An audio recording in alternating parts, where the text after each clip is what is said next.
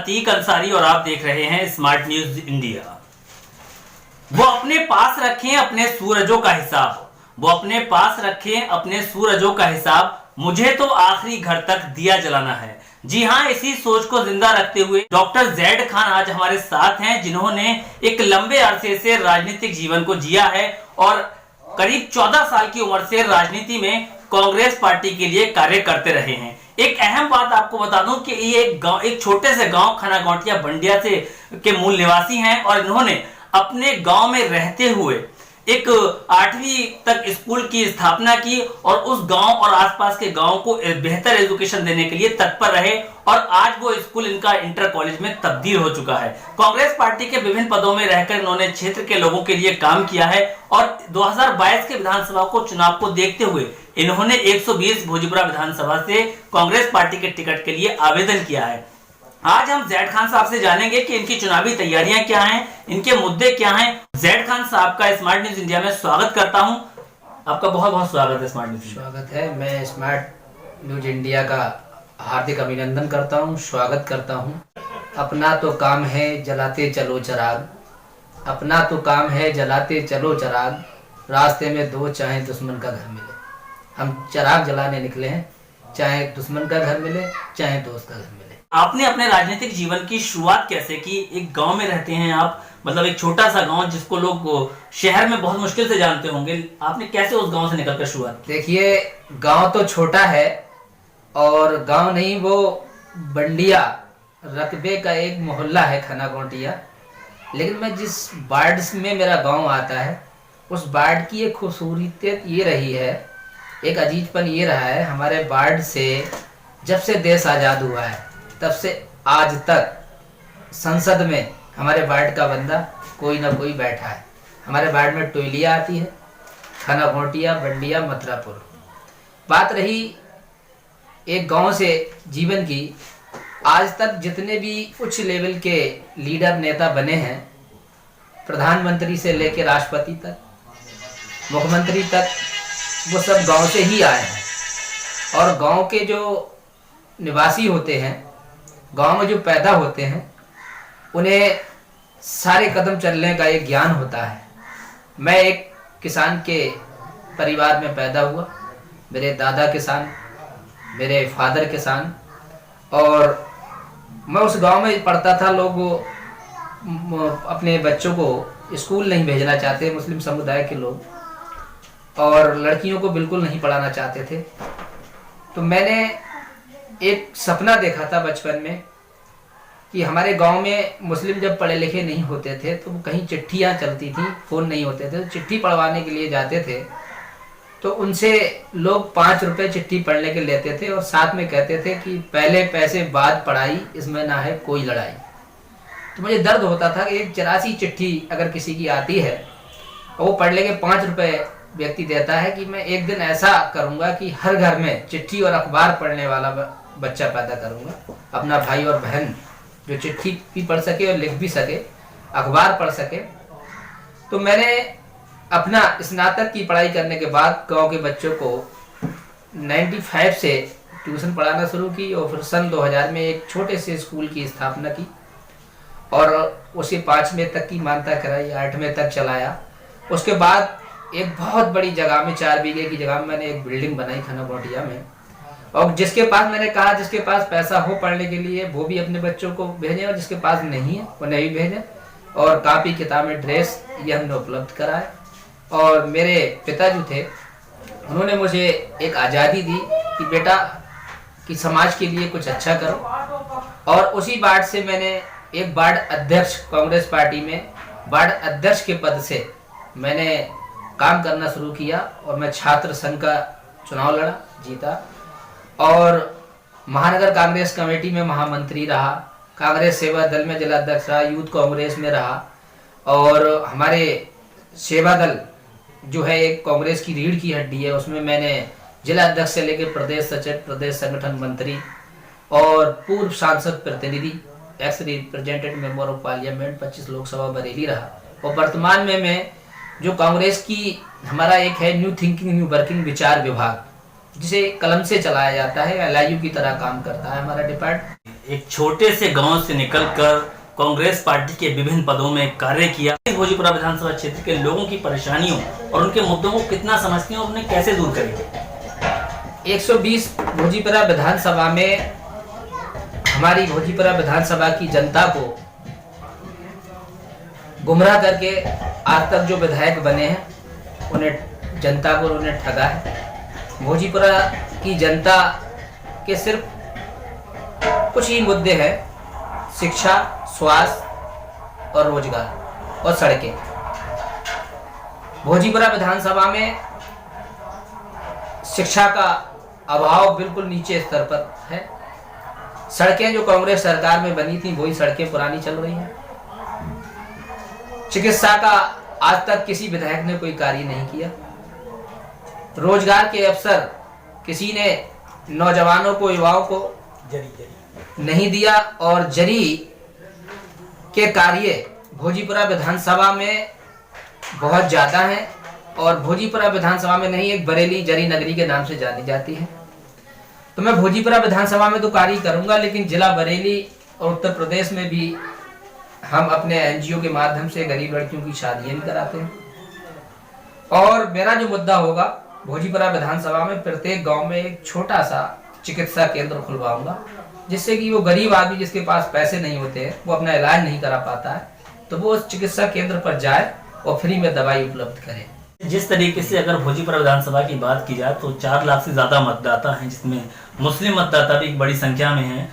तो मुस्लिम जो है, तमाम पार्टियां हैं मुस्लिम कार्ड खेलने की कोशिश करती हैं। क्या लगता है आपको कि मुस्लिम किस पार्टी में सुरक्षित है? देखिए, सभी पार्टियां आज तक मुसलमानों को क्षेत्रीय पार्टियों ने गुमराह किया है, बहकाया है। जैसे माननीय मुलायम सिंह यादव ने 2012 में मुसलमानों को एक छल किया था कि हम 18% आरक्षण देंगे। मुसलमानों ने उन पर भरोसा करके समाजवादी पार्टी को वोट दिया, लेकिन समाजवादी पार्टी ने आरक्षण नहीं दिया। अगर 18% आरक्षण देते तो 18% सरकारी विभागों में हमारे मुसलमानों की नौकरियां भी लगती। और समाजवादी पार्टी अगर मुसलमानों की इतनी हितैषी है तो अपनी लाल टोपी में कहीं हरा रंग ही मुसलमानों के लिए लगा दे थोड़ा सा। अगर मुलायम सिंह यादव जी की धोती के नीचे चड्डी देखी जाए तो आरएलएस की चड्डी निकलेगी। भारतीय जनता पार्टी में जो हमारा सुन्नी मुसलमान है वो तो रह ही नहीं सकता, और जो मुसलमान है वो रहता है, वो लेकिन इस कदर रहता है उसकी 2 पैसे की कोई इज्जत नहीं होती। वो सिर्फ अपने लालच में अपना ईमान बेचने के लिए रहता है। एक बड़ी चीज ये भी है कि आप एक लंबे वक्त से कांग्रेस में रहे हैं और कांग्रेस अब अगर कहें तो बहुत ज्यादा कमजोर नजर आती है अगर देखा जाए। तो इस सब परिस्थितियों के बावजूद भी आपने कांग्रेस का दामन क्यों पकड़े रखा है? क्या मजबूरी है आपकी? देखिए, सबसे पहली बात मैं बताऊं, हम कभी लालच से राजनीति नहीं करते। हम राजनीति करते हैं समाज सेवा के लिए। दूसरी चीज, कांग्रेस कभी कमजोर नहीं हुई।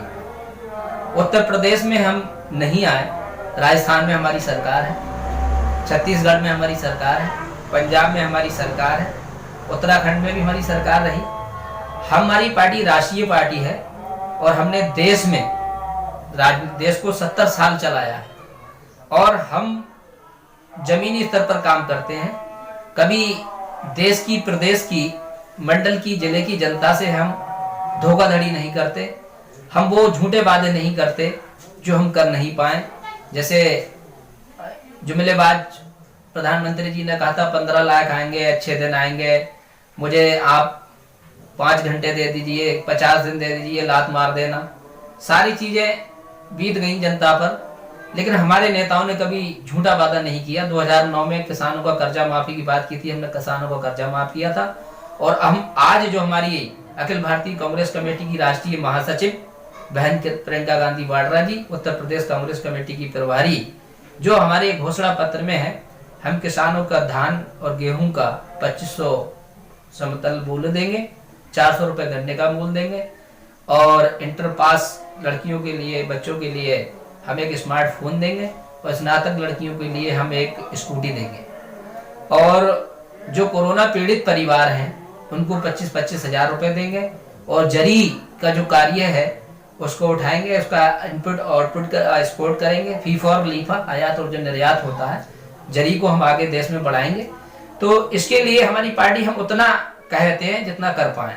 हम कभी देश की जनता से झूठ नहीं बोल सकते और ना बोलेंगे। हमारी पार्टी हमेशा सच पर काम करती है और हम सच पर ही काम करेंगे। मेरा अगला सवाल यह है कि अगर 2022 का विधानसभा चुनाव जीतकर डॉक्टर साहब एमएलए बनते हैं तो सबसे पहला काम प्राथमिकता के तौर पर क्या करेंगे क्षेत्र की जनता के लिए? 120 भोजीपरा विधानसभा जनपद बरेली में भोजीपरा विधानसभा की जनता ने मुझे अगर विधायक बनाया तो सबसे पहला तो काम ये होगा, मैं प्रत्येक गांव में जाकर उन लोगों का आभार व्यक्त करूंगा जिसने मुझे विधायक बनाया। और चिकित्सा के क्षेत्र में गांव गांव एक छोटा सा चिकित्सा केंद्र खुलवाऊंगा, कंप्यूटर सेंटर की स्थापना कराऊंगा, जिससे कि जो नौजवान युवा हैं वो सरकारी नौकरियों की, सरकारी योजनाओं की जानकारी वाईफाई कनेक्ट के माध्यम से ले सकेंगे।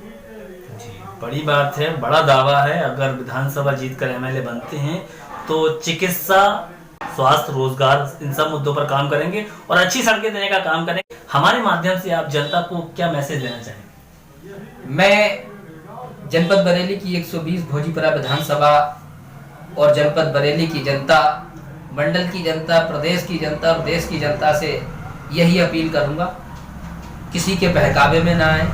चुनाव नजदीक आ रहा है, क्षेत्रीय पार्टियां और गुट वाली पार्टियां आपको लालच देंगी। कोई 500 रुपए, 1000 रुपए देने का कार्य करेगा। आज जो आपको खरीदेगा वो कल आपको बेचेगा। अगर 500, 1000 या 5000 या 10,000 रुपए लेकर आप अपना वोट बेचेंगे तो हम एक इंसान हैं।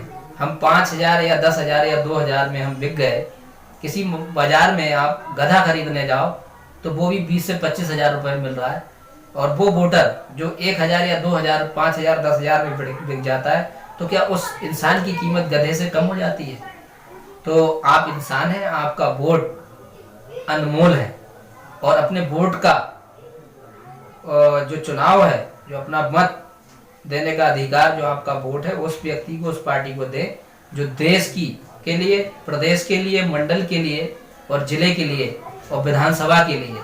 आज आपकी भूल कल आपको 5 साल पछताएगी और सताएगी। तो मेरा निवेदन ये है कि प्रदेश की जनता से, प्रदेश की जनता से, मंडल की जनता से, जनपद बरेली की जनता से, 120 भोजीपरा विधानसभा की जनता से कि आप कांग्रेस पार्टी को मौका दें। और कांग्रेस पार्टी एक ऐसी पार्टी है जो आपके भविष्य के लिए कार्य करेगी और आपके लिए डोर टू डोर, दरवाजे दरवाजे काम करेगी, और हम आपकी आवाज उठाएंगे और आपके साथ कदम से कदम मिलाकर चलेंगे। और मैं यही अपील करना चाहूँगा, हमारे लायक कोई भी काम भोजीपरा विधानसभा की जनता का, जनपद बरेली में कोर्ट कचहरी, थाने, चिकित्सा, स्वास्थ्य का हो तो मैं आपके लिए आधी रात तैयार हूँ। और हमेशा मैं अपने 20 वर्ष से समाज सेवा के कार्य में लगा हूँ, और हम कई NGO ट्रस्ट के माध्यम से गरीब बच्चियों की शादियाँ, गरीब बच्चों की पढ़ाई, दवाई, उसमें हम सहायता कर रहे हैं और हमेशा करते चले जाएंगे। जी, आज हमारे साथ मौजूद थे डॉक्टर जैड खान, जिन्हें लोग जकीर खान के नाम से भी जानते हैं। एक लंबे अरसे से राजनीति में सक्रिय हैं और समाज सेवा के क्षेत्र में भी सक्रिय हैं। लोगों की परेशानियों को समझकर उन पर काम करने की कोशिश की है, हर संभव मदद करते चले आए हैं। सबसे बड़ी बात तो यह है कि इन्होंने जिस वक्त में अपने गांव से स्कूल की शुरुआत की और स्कूल देने का काम किया, वो अपने आप में एक बड़ी मिसाल है, एक बड़ा जज्बा है कि जब लोग अपने बच्चों को पढ़ाना अच्छा नहीं समझते थे, उस दौर में इन्होंने अपने गांव में एक स्कूल की स्थापना की और आज उस स्कूल को इन्होंने इंटर कॉलेज में तब्दील कर दिया। मेरे साथ मौजूद थे जैड खान, जिन्हें लोग जकीर खान के नाम से जानते हैं। इसी के साथ मैं इस कार्यक्रम से विदा लेना चाहूंगा। जय हिंद, जय भारत।